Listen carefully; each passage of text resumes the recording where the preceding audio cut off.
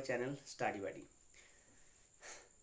আজ আমরা গ্রামার বিষয়ে আরও একটা নতুন ভিডিও নিয়ে তোমাদের কাছে চলে এসেছি। আজকের ভিডিওর আলোচ্য বিষয় হলো ওয়ার্ড এবং সিলেবল।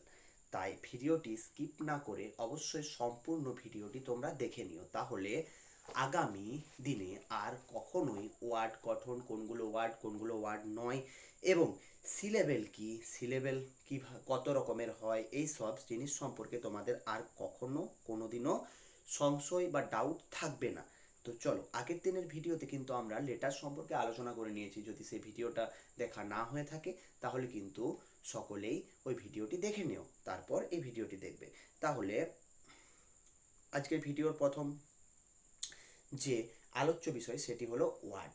ওয়ার্ড কি, কোনগুলো ওয়ার্ড এবং কোনগুলো ওয়ার্ড নয়।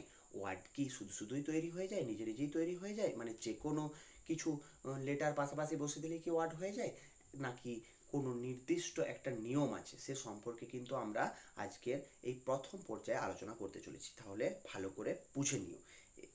আর একটি খাতা পেন অবশ্যই তোমার পাশে রাখো, কারণ আমাদের আলোচ্য বিষয়গুলো আমরা ভিডিওর শেষে সমস্ত ডেফিনেশন সহ, সমস্ত কাকে বলে এবং উদাহরণ সহ সম্পূর্ণভাবে তোমাদের কাছে দিয়ে দেব। তোমরা সেগুলো লিখে নিও খাতায়, তাহলে তোমাদের পরবর্তীকালে একবার করে রিভিশন দিতে সুবিধা হবে। তাহলে আমরা জানবো এখন ওয়ার্ড মানে কি। বাংলায় আমরা যাকে শব্দ বলি তাকেই কিন্তু ইংরাজিতে বলা হয় ওয়ার্ড। যখন কয়েকটি লেটার পাশাপাশি বসে কোনো একটি অর্থ প্রকাশ পায় তখন তাকে আমরা ওয়ার্ড বলি। তাহলে এখানের মেন যে আমাদের ফোকাস করার বিষয়, অর্থাৎ লক্ষ্য করার বিষয়, সেটা হলো কোনো ওয়ার্ড হতে গেলে শুধুমাত্র কতগুলো লেটার পাশাপাশি বসলেই হলো না, তার একটা অর্থ অবশ্যই, অর্থাৎ মিনিং অবশ্যই প্রকাশ পেতে হবে, বোঝাতে হবে। যেমন ধরো CAT এবং পরবর্তী DOG, BOOK, এগুলো ক্যাট, ডগ, বুক, এগুলো সবই কিন্তু এক একটা মিনিং আছে, তাই এগুলো হলো ওয়ার্ড।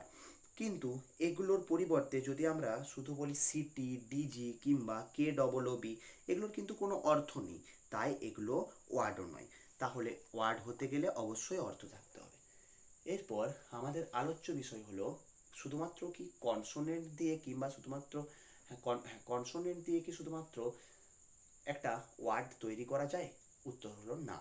ওয়ার্ড তৈরির জন্য অবশ্যই একটা, কমপক্ষে একটা হলেও ভাওয়েল থাকতেই হবে, তাছাড়া সেটা ওয়ার্ড তৈরি করা সম্ভব নয়। যেমন উদাহরণস্বরূপ বলতে পারি আমরা CT, সি এবং টি দুটোই হলো কনসোনেন্ট, এর মাঝে আমি বসিয়ে দিলাম একটা ও অর্থাৎ COT, কিংবা একটা এ অর্থাৎ CAT, কট বা ক্যাট।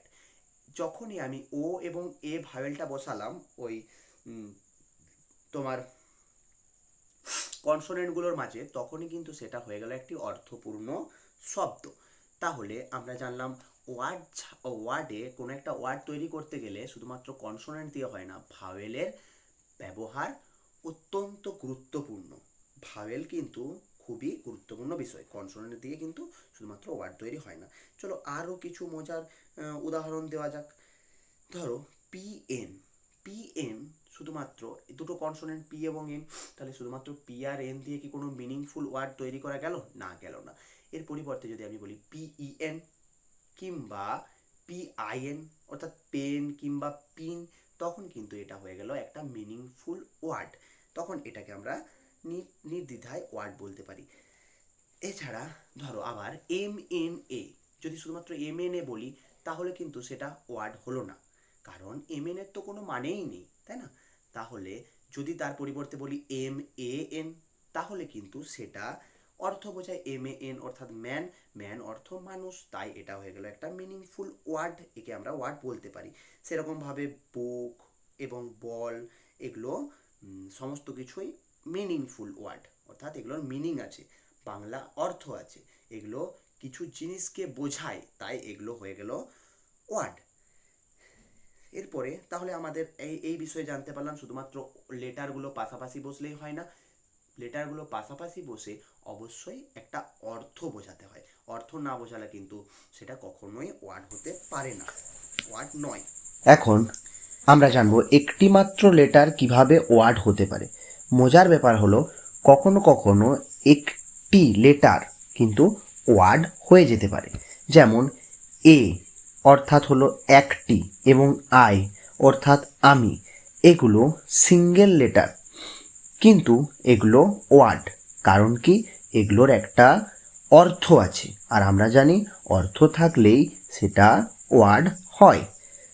তো এখন পরবর্তী আমাদের আলোচ্য বিষয় হলো সিলেবেল। সিলেবেল কি? এখন আসি সিলেবেল।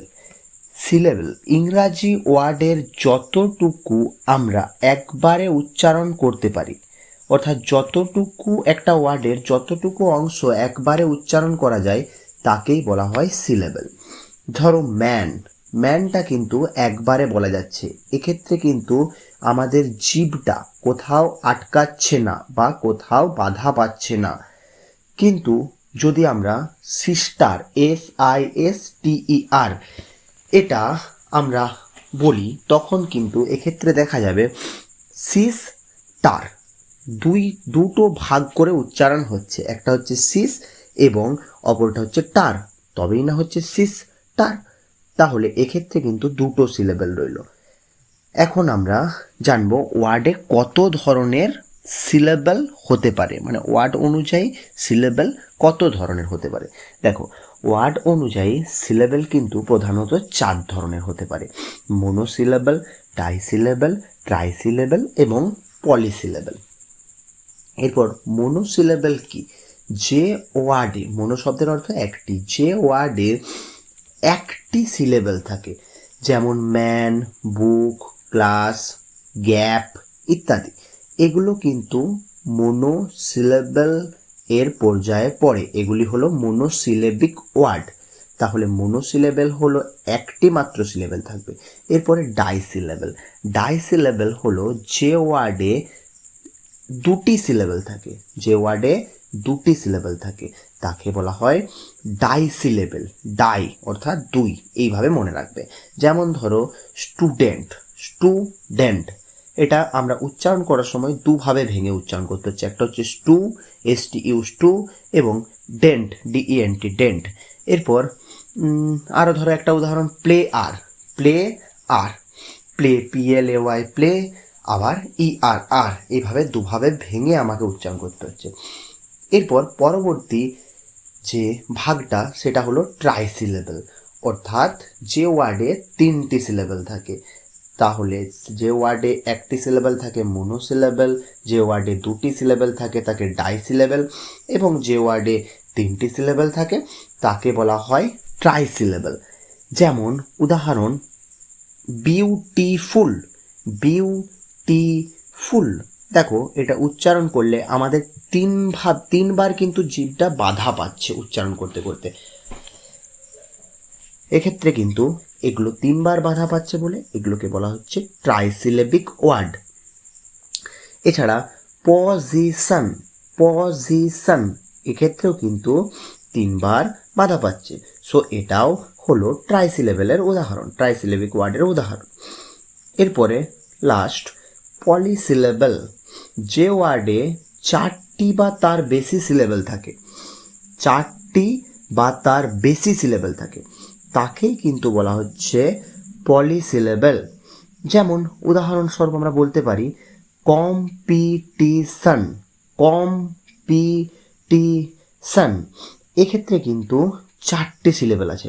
এছাড়া ধরো এক্সামিনেশন, এক্সামিনেশন, এক্ষেত্রে কিন্তু 5টা সিলেবেল আছে, অর্থাৎ 4টে কিংবা তার বেশি সিলেবেল থাকলে সেটা হয়ে গেল পলিসিলেবেল। এরপর আমরা জানবো হাইফেন কি।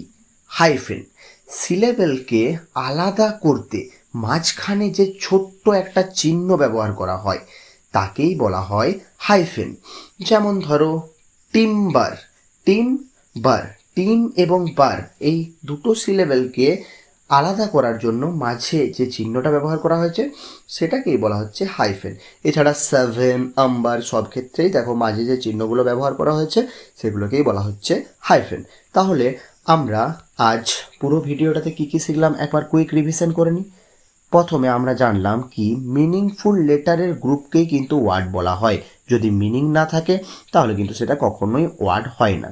এছাড়া আরও জানলাম ভাওয়েল ছাড়া কিন্তু ওয়ার্ড হয় না। হ্যাঁ হ্যাঁ, এখন তোমাদের মনে প্রশ্ন জাগতে পারে, SKY, স্কাই, স্কাই মানে আকাশ, এটাতে তো কোনো ভাওয়েল নেই। কিন্তু দেখো, আমরা প্রথম ভিডিওতে আলোচনা করেছিলাম ওয়াইটাকে সেমি ভাওয়েল বলা হয়।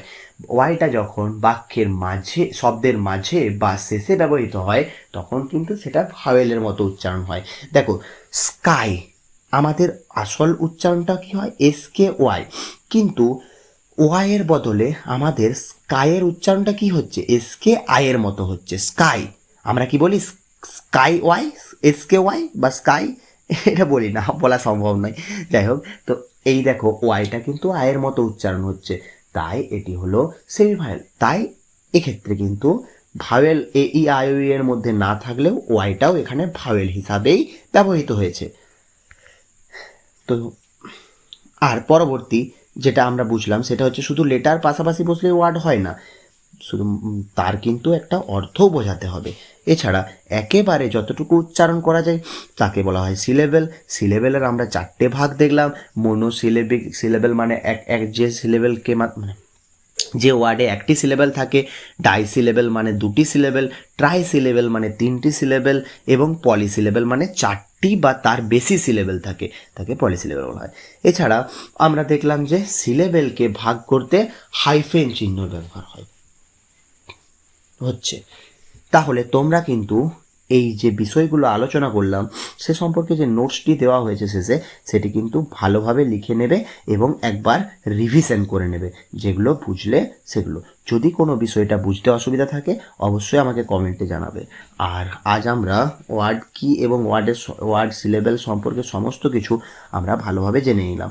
এগুলো সিলেবেল যদি আমরা জানি তাহলে বড় বড় বানান যখন আমরা করব তখন কিন্তু আমরা ভেঙে ভেঙে করতে সুবিধা হবে। তাহলে ভিডিওটা ভালো লাগলে অবশ্যই লাইক করবে এবং বন্ধুদের সাথে শেয়ার করবে, এবং আরও যদি এরকম গ্রামার বিষয়ক এবং অন্যান্য আরও জ্ঞানের ভিডিও পেতে চাও তাহলে অবশ্যই সাবস্ক্রাইব করবে চ্যানেলটাকে।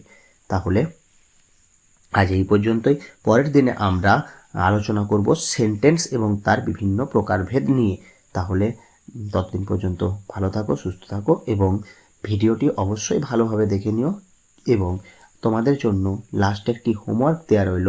হোমওয়ার্কটি হলো ফটোগ্রাফি এই শব্দটিতে কতগুলি সিলেবেল আছে। অবশ্যই কিন্তু তোমরা কমেন্টে এটি জানাবে।